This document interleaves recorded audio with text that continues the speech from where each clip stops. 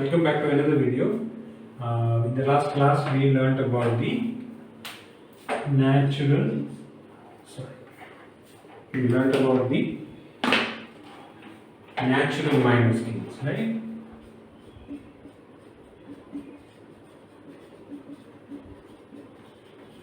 If you remember, we also had two more types of minor scales called as the harmonic minor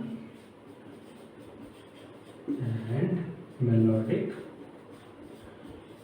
minor. Right. So the one what we learned in the last class was the natural minor. So I'm just trying to recapitulate. The major scale, the C major, okay, you go three semitones below the first note, or you take the sixth note and complete the scale, that is the minor scale. Okay. So even for be it natural minor or harmonic minor or melodic minor, the same rule applies, right? But there is a small difference in the notes. That is why there is a large difference in the way the scale sounds or the song sounds. Okay. So the main difference is that now imagine you want to play the A harmonic minor. Okay. You want to play the A harmonic minor. So again you play the same notes. So you are deriving it. You are derived the main major scale from which it is derived. But the relative major is the C major. So you start A, B, C, D, E, F, G sharp, and A. Okay. So now if I have to play this A harmonic minor,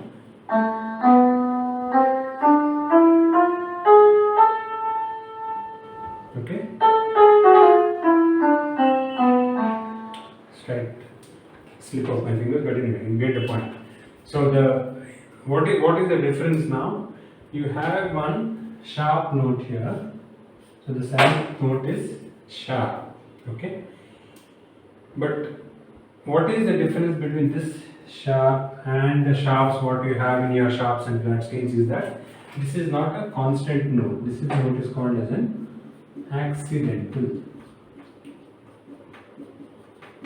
Okay, this is called as an accidental note.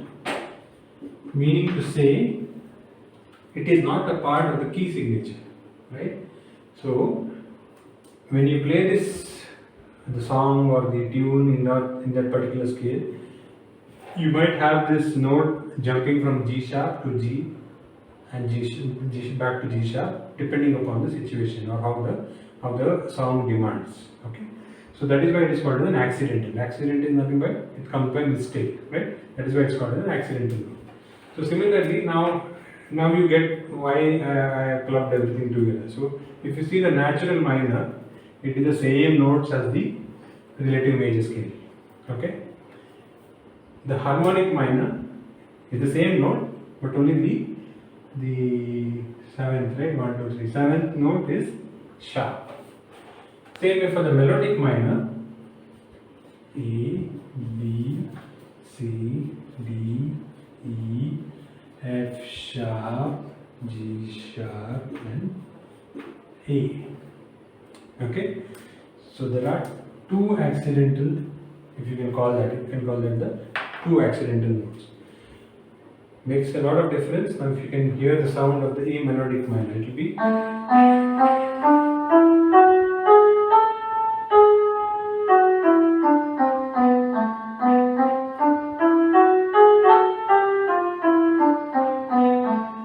okay, this is the melodic minor. If you see the harmonic minor,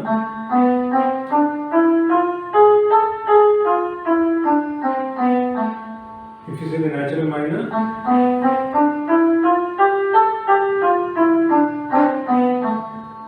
okay. So this is the same rule which will apply to some other scale. So imagine you take the F major scale, right? The relative minor will be, right, calculate it in your head. I'll just give you 2 seconds to think about it. Which is the relative minor of F major? It is D minor. Okay. So now if you calculate the notes, it will be D, E, F, G, A, B flat. Okay. And C and D. The C becomes, this is the seventh note, it becomes sharp. Now why did I get this example? Because you have a flat note which is a part of the what is called as the key signature, right? The key signature of F major is one flat, right? Whereas the C sharp note is the accidental. Okay, so you have to be very clear which note becomes the part of the key signature of the scale and which note is not. Alright, so here it becomes C sharp. So if you want to play D minor as the melodic minor, it will become D, E, F, G, A, B, C sharp and D. Okay, so if you can play this, it will be.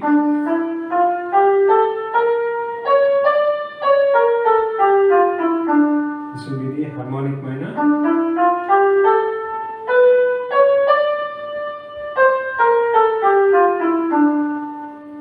This will be the melodic minor. Now why is it the B note now?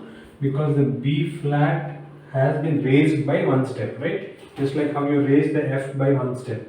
So it becomes B.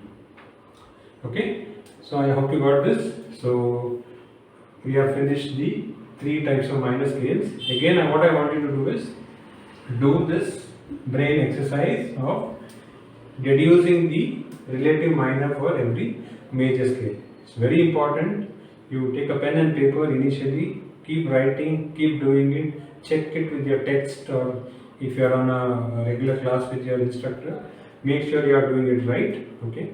If you have any doubts, just leave a comment below this video, or you can email me on my email ID.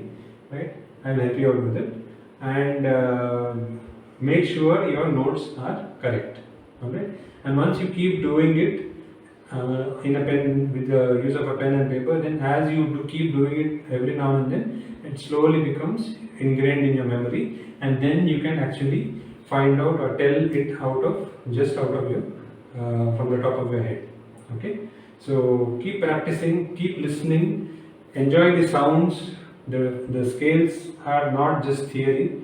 If you hear, I started using this keyboard because it at least gives some flavor. You can make out the difference in the types of minor, the sound which you can hear, right? The feel of the scales. Okay, right. So I will see you in the next class.